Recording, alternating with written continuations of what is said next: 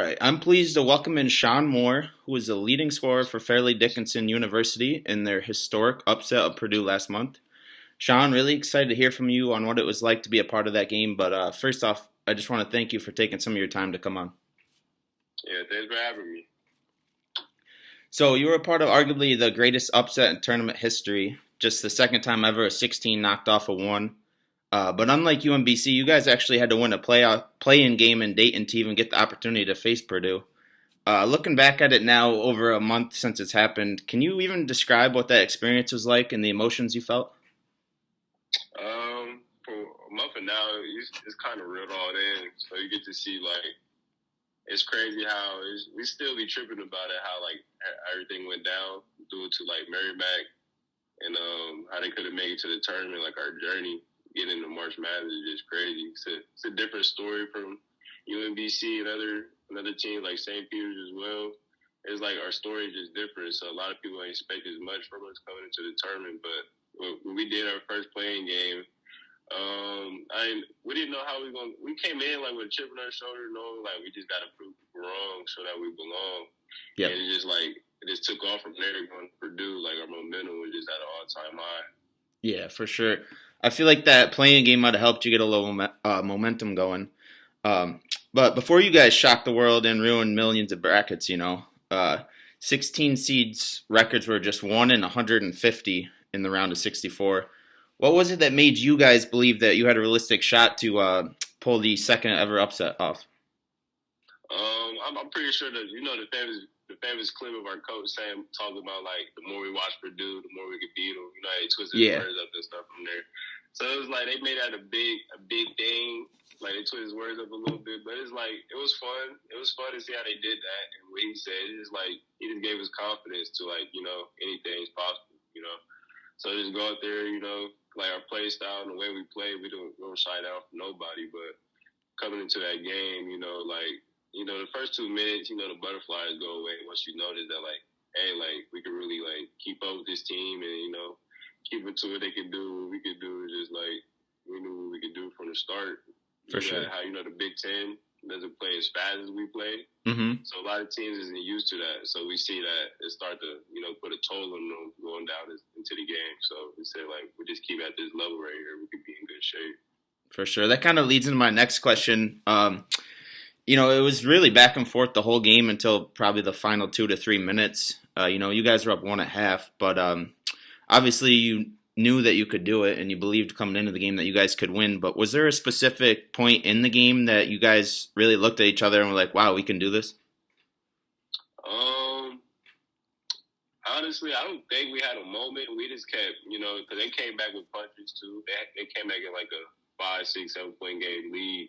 Yep. And we came back our coach Tobin always said don't blink, next play. So we big on that. We don't really we don't really come together and be all right, we're right here, we can do this.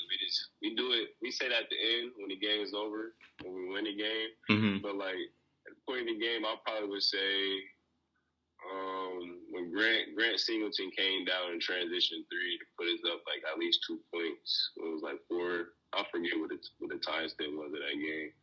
But I think that 3 was okay, we getting back to where we getting the lead back, we cutting the lead back into getting closer to the game. So I was I feel that 3 right there was, in my opinion, I think that's where we feel we can win the game. Yeah, and watching the game, it felt like that dagger 3 you hit with just over a minute, that kind of put it away, made it a 5-point game. You were really a hero in that game for FDU. You had a season-high 19 points, led the team. And I was reading that you're from Columbus, Ohio, if that's correct. Mm-hmm. Yep. Yeah. So how much more special did that feel for you, proving that you could do that on the big stage in your hometown? It felt great. It was amazing because I hadn't played home since my senior year of high school. It was probably 3 years ago. And all my family hadn't been able to watch me play one game in person in college. So it just felt great to do that in front of my family, my friends that had never seen me play in college yet, as well as fans too. So it was great. It was awesome. I just showed, I proved myself I was ready for the big moment. Didn't shy down, So it was great. Hopefully they could. I don't know where they're hosting it at next year, but planning to do it again next year. How many tickets did you have for family and friends? They was real strict on tickets, so Okay. I was only able to get like probably like at most six. Oh, that's crazy. But we did tickets through like our school, so it was like kind of cheaper than going on like Ticketmaster or whatnot to get some tickets. So Right. I was able to get more tickets, but at a cheaper price. How far from Nationwide Arena did you grow up? Probably about like at most 20. Nice. Yeah, so it's not that far. So not that far. So, can you explain to someone that wasn't in the building for that game to witness history, what was the atmosphere like down the stretch, especially because, watching the tournament, usually when a lower seed has a lead late in the game, the other fans from schools that are playing later on or beforehand, they usually start to root for the underdog. So, when they started rooting for you guys as well, what was the atmosphere like? Man, the atmosphere was through the roof. It was crazy because like you had teams in there for like other teams in there, Michigan State, Marquette, Memphis, FAU. So I see the Memphis team behind their Memphis fans behind our bench actually standing up cheering for us. That was the first people I see other than our fans. That's awesome. Yeah, from opposite teams. So I heard as well in another state, school. I think when Kentucky was playing, they was yelling like FDU during their game. I heard that as well, but like at our game, the atmosphere was crazy. It was through the roof. All you hear is FDU, FDU, FDU. Like it was crazy because after the game though, you had Purdue fans as well that became fans of ours and to congratulate us, and they was impressed on the way we was playing. So like the atmosphere was through the roof. It was amazing though. So like I'm sorry he wasn't there to see that, but like yeah, it was great. Yeah, that's definitely something to be proud of when the team you just beat start rooting for you. Yeah, it's crazy. So this was your first season playing at the Division One level. You followed Coach Tobin Anderson from the D2 ranks beforehand. Was that a tough transition for you at first, or is it something that was kind of easy knowing the relationship and the trust you already had from your coach following him to FDU? It was most definitely an easy transition. Like it was nothing he had to sell me on or try to bribe me to come over here and play with him because I knew he knew what I was about, and I knew the coaching staff he was bringing with him as well as players. And I did a little background check with FDU, and they had pretty good history as well. So like besides their, everybody has up and downs in their season. So due to the previous season, that was nothing that stopped me from coming over here. But it was really no selling because I knew like he's a winner. He's gonna do whatever to win. Even though we got bad times of this season, my alarms went off. But yeah, so it was really no selling though. I felt like it was a pretty easy transition for me. Yeah, for sure. What's the next step for FDU and you on an individual level with Coach Anderson leaving for Iona? The next step for FDU is really just continue pick up where we left off at. And I'm happy for Tobin. He most definitely deserves it.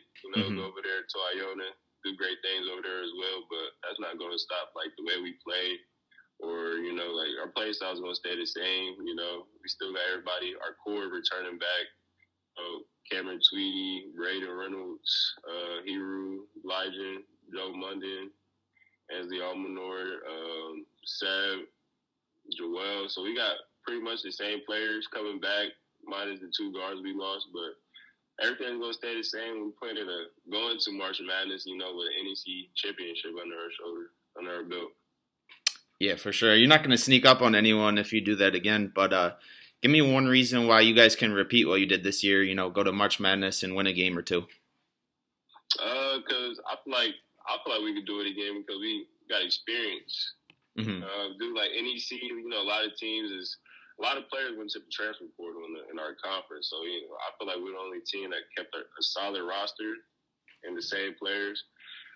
So I feel like we have a lot of experience going into the next season. And, we know to expect. We got momentum. Our way in slumps of the season. We're gonna fight through and get to where we was again last year. Love that answer. All right, last one, and I'll get you out of here. I know you're busy. I was reading up on you, and I saw that you started building your own clothing line. So I want to give that a quick shout out and ask, what kind of merchandise, what your brand's called, things like that, and how it's going. So it's kind of been on hold because this last couple months been crazy. I've been all over the place.